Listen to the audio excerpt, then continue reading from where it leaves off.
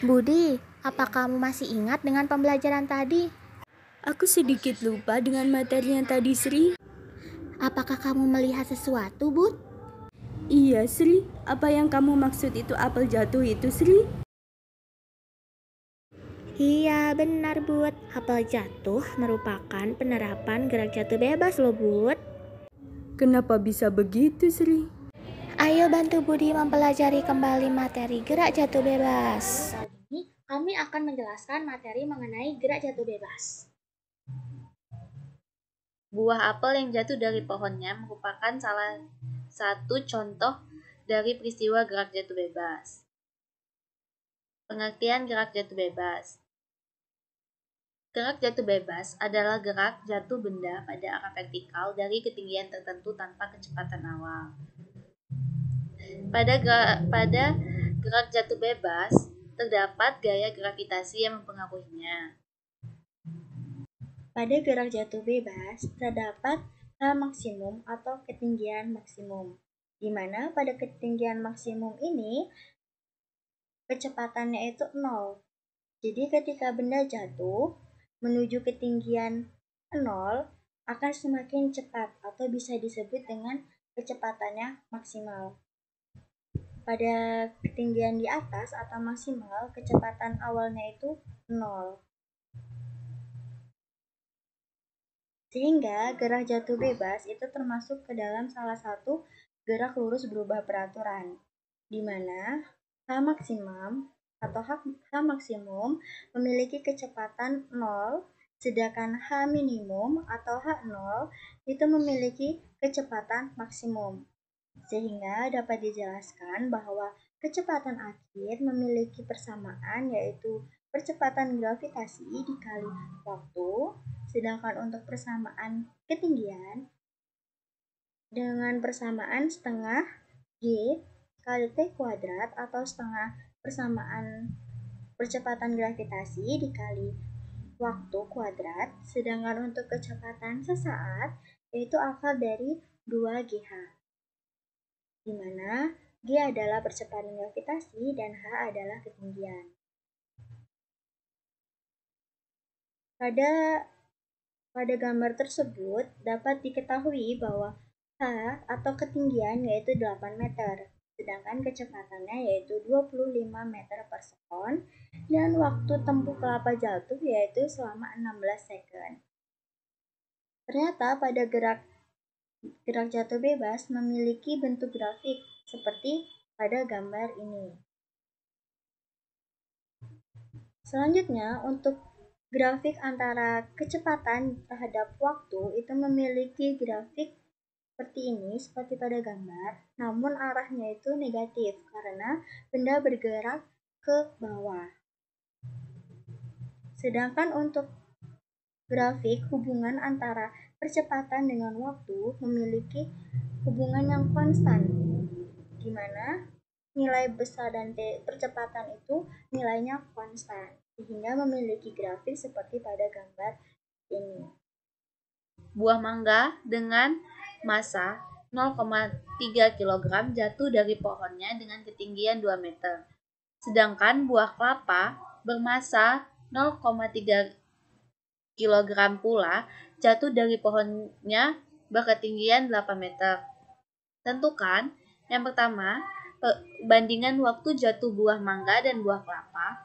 Yang kedua, perbandingan kecepatan jatuh buah mangga dan buah kelapa. Penyelesaian. Ketinggian buah mangga yang jatuh dari pohonnya kita anggap sebagai H1. Jadi, yang diketahui dari soal tersebut, H1 sama dengan 2 meter, yaitu ketinggian buah mangga jatuh dari pohonnya. Sedangkan H2 sama dengan 8 meter, yaitu ketinggian buah kelapa yang jatuh dari pohonnya. Dan gaya gravitasi bumi 10 meter per sekon kuadrat, karena tidak diketahui dalam soal. Untuk menjawab pertanyaan yang pertama, harus menggunakan persamaan T1 sama dengan akar dari 2H1 per G. Lalu T1 sama dengan akar 2, H1 kita ganti dengan 2 meter per 10. Lalu T1 sama dengan akar dari 4 per 10. Jadi hasilnya adalah T1 sama dengan 2 per akar 10.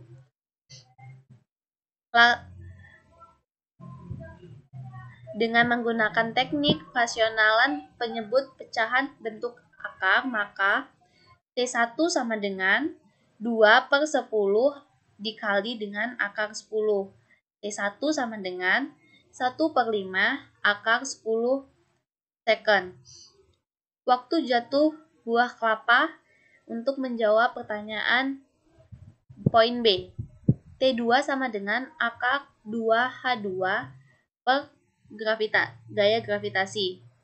T2 sama dengan akar 2H2 kita ganti dengan ketinggian buah kelapa yang jatuh dari pohonnya yaitu 8 dan per 10. T2 sama dengan akar 16 per 10. T2 sama dengan 4 per akar 10. T2 sama dengan 4 per 10 akar 10. Jadi hasilnya T2 sama dengan 2 per 5 akar 10 second. Jadi perbandingan waktu jatuh buah mangga dengan kelapa adalah T1 per T2 sama dengan 1 per 5 akar 10 per 2 per 5 akar 10. Jadi perbandingannya T1 banding T2 sama dengan 1 banding 2. Jadi penyelesaian selanjutnya yaitu mengenai kecepatan jatuh buah mangga. Untuk V1 dengan rumus akar 2GH1. V1 sama dengan akar 2 dikali 10 dikali 2. V1 sama dengan akar 40. V1 sama dengan 2 akar 10 meter per sekon.